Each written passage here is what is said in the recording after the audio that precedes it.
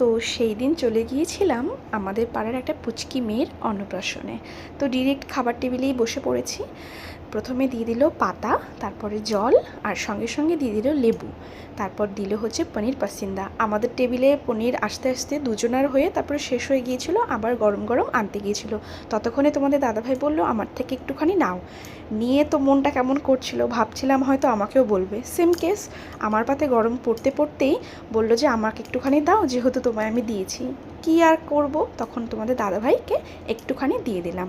তো এত ভালো হয়েছিল খেতে পনির পাসিন্দাটা, বাড়ি এসে শাশুড়ির সঙ্গে রীতিমতো আলোচনা করে ফেলেছিলাম যে আমি একদিন পনির পাসিন্দা বানাবো।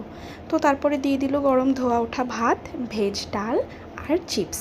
বরাবরের মতনই ডাল দিয়ে চিপস খেতে আমার খুবই ভালো লাগে। ডালটা এত ভালো হয়েছিল, শুধু শুধু ডাল দিয়ে আমি একটু ভাত খেয়েছিলাম। তারপরে দিয়ে দিল হচ্ছে পটল চিংড়ি, আর দিয়ে দিল হচ্ছে সর্ষে পাবদা। আমাদের এখানে যিনি রান্না করে, রান্নার ঠাকুর, উনি বরাবরের মতনই প্রতিটা রান্নাই খুব ভালো করে। তারপরে দিয়ে দিল হচ্ছে কাতলা মাছ, আমি বরাবরই পেটিটাই ভালোবাসি, চাটনি, পাঁপড় আর রসগোল্লা, যেটা আমি খাই না। তো তোমাদের দাদা ভাইয়ের পাতা থেকে আমি একটুখানি ভিডিও করে নিয়েছি। তারপরে দিয়ে দিল মিল্ক কেক এবং দিয়ে দিল হচ্ছে আইসক্রিম। তো এখনকার মতনই এইটুকুই, টাটা।